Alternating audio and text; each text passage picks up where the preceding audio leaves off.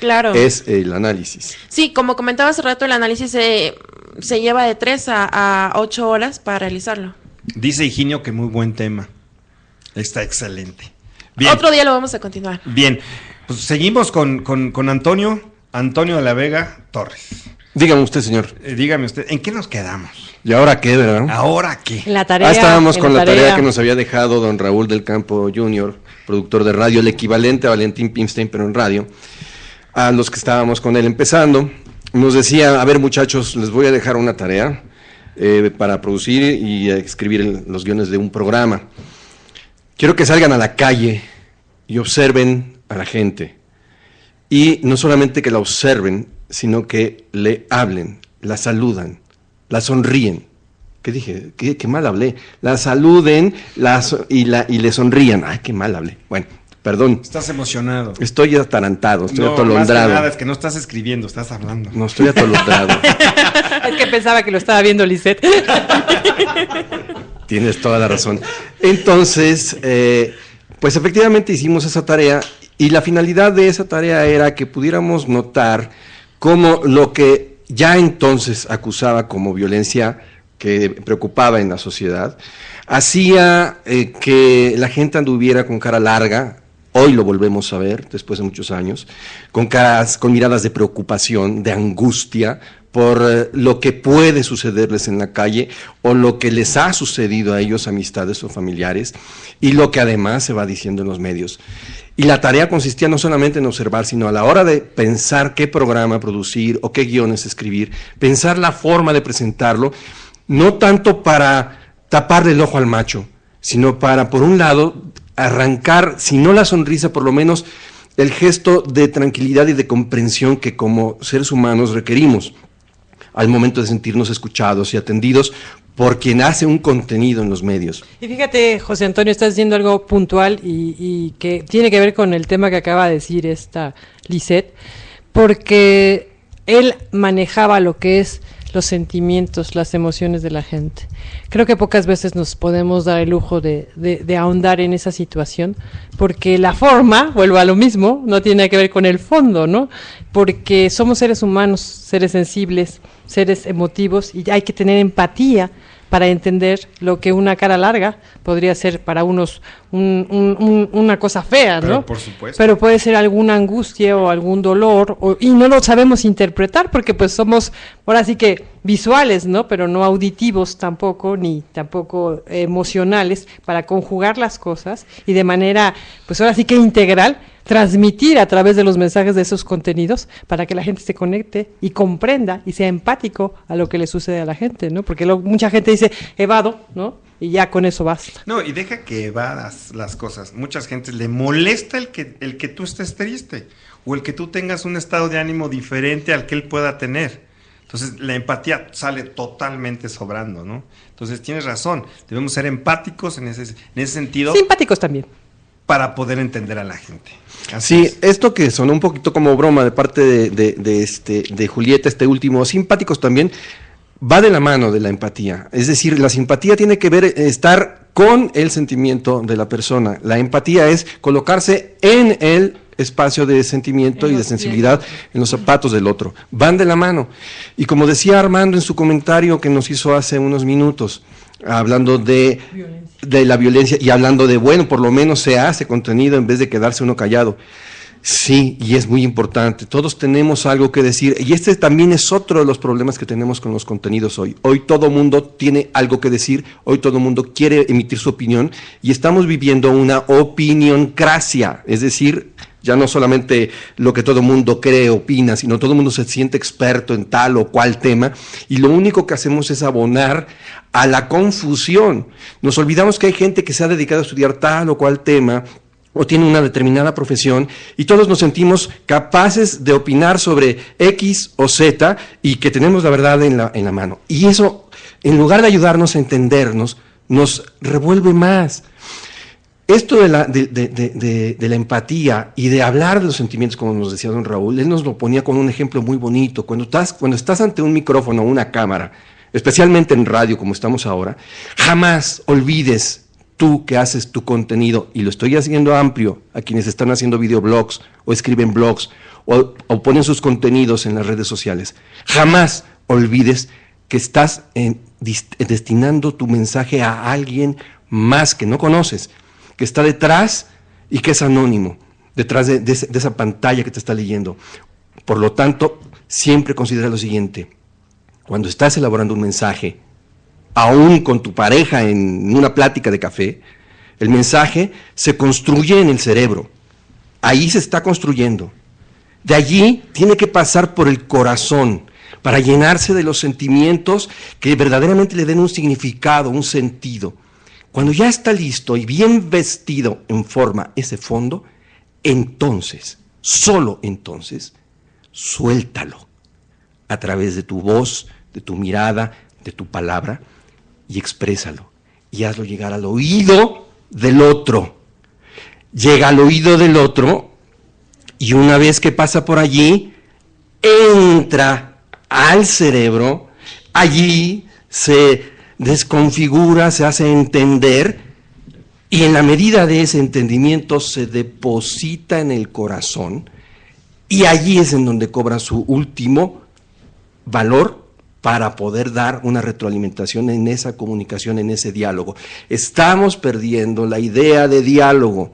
El debate supone diálogo, la controversia supone diálogo, no estarnos peleando unos contra otros. Y por lo mismo ese diálogo que estamos viendo en las redes sociales nos lleva a una solitud, a un aislamiento. Estamos todos solos, unos contra otros, diciendo lo que pensamos sin que nadie nos retroalimente.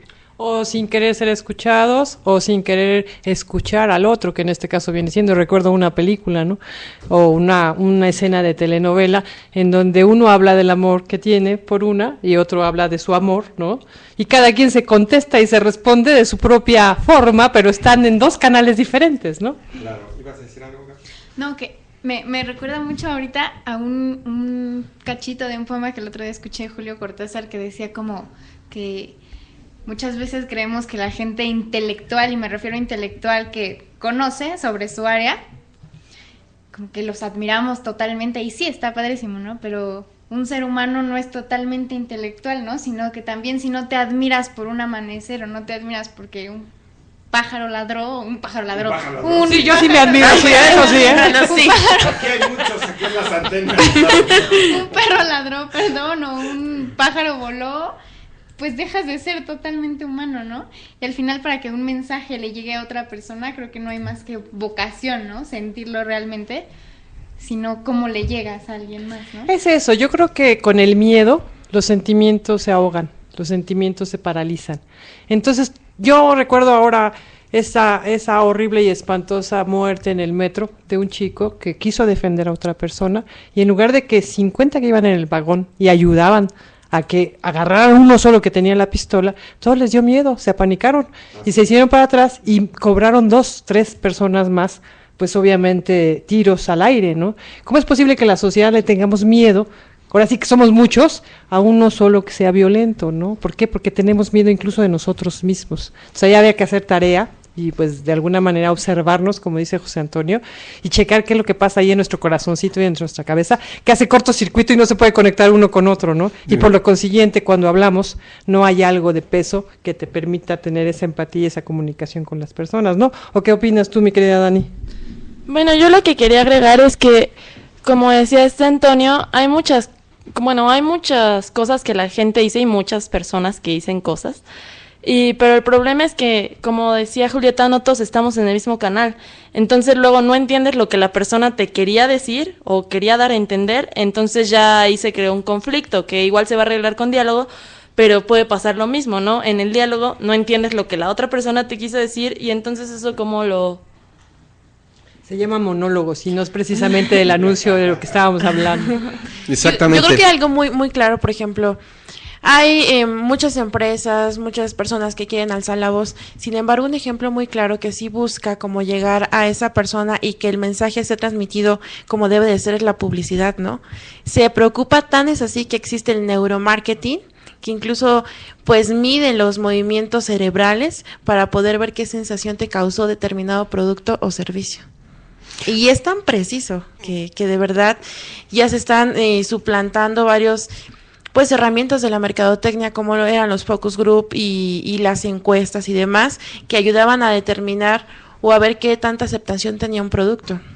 Oye, pero yo creo que esto de la empatía, como que no sé, pero con la tecnología como que se ha perdido mucho, ¿no? Por ejemplo, esto yo lo veo mucho con esto del WhatsApp o el Facebook, que de repente o no estás enojado, no quieres decir algo de chiste y pones, no sé, X cosa como estoy ocupada y tú lo dices en un plan normal y la otra persona, pues como es escrito, así como tiene muchos beneficios, pues ahí se ve como cómo te bloquea la empatía, ¿no? La otra persona no sabes cómo va a reaccionar y son unos pleitos enormes, yo lo he visto por cómo escribes algo y la otra persona lo toma totalmente diferente, ¿no? Tal vez, como dicen los buenos escritores, sea el ritmo. Ajá. A lo mejor puedes decirle, permíteme tantito, estoy ocupado, a que estoy ocupado, con permiso, ahí nos vemos, ¿no? Sí, la comunicación, sí, perdón. Ibas a decir, pensé que querías decir algo, el sale y vale. Uno, me dice, 1 minuto y cambio al corte. Ok, entonces, bien, para rematar esta etapa. Como bien decían cada uno de ustedes, la comunicación en relación con los contenidos que estamos generando todos, como este mismo que estamos nosotros generando, los que nos están escuchando ahora, seguramente están captando nuestro sentimiento. No solamente están captando palabras que decimos hacia el aire, al sintonizón, no, son palabras que están pensadas y que además en la manera de proyectarlas sobre el micrófono, matizando nuestras voces o dejando salir lo que nos hace sentir lo que ha dicho el otro, estamos transmitiendo ahí ese mensaje. El mensaje siempre lleva varias capas y olvidamos en el día a día que alguna de esas capas puede resultar violenta o puede resultar todo lo contrario, amorosa.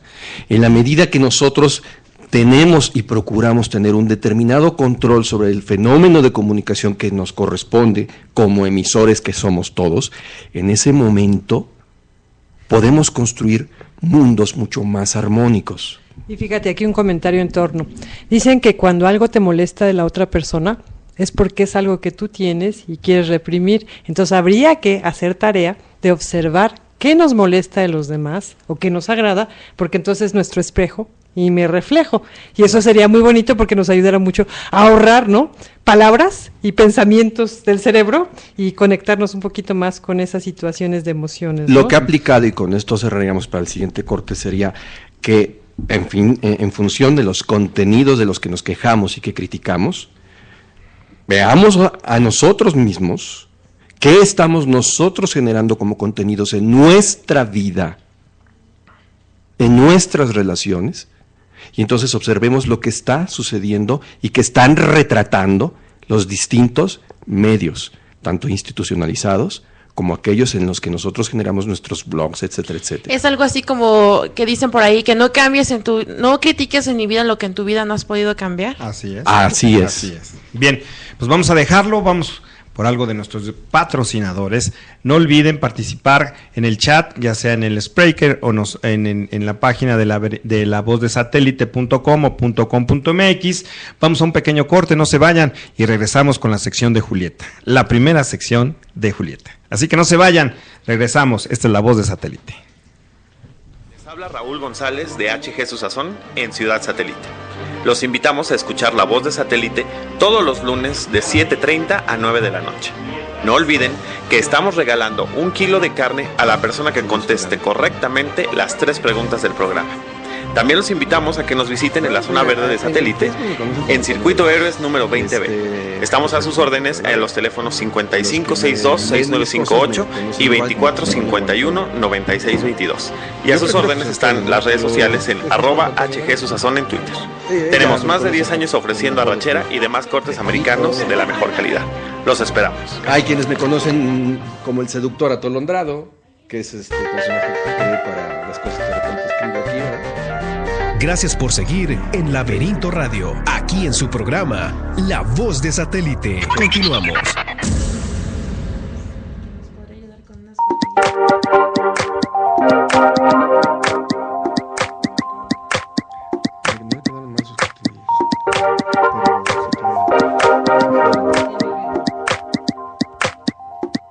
Yo no estoy monitoreando así muy bien, que digamos esto.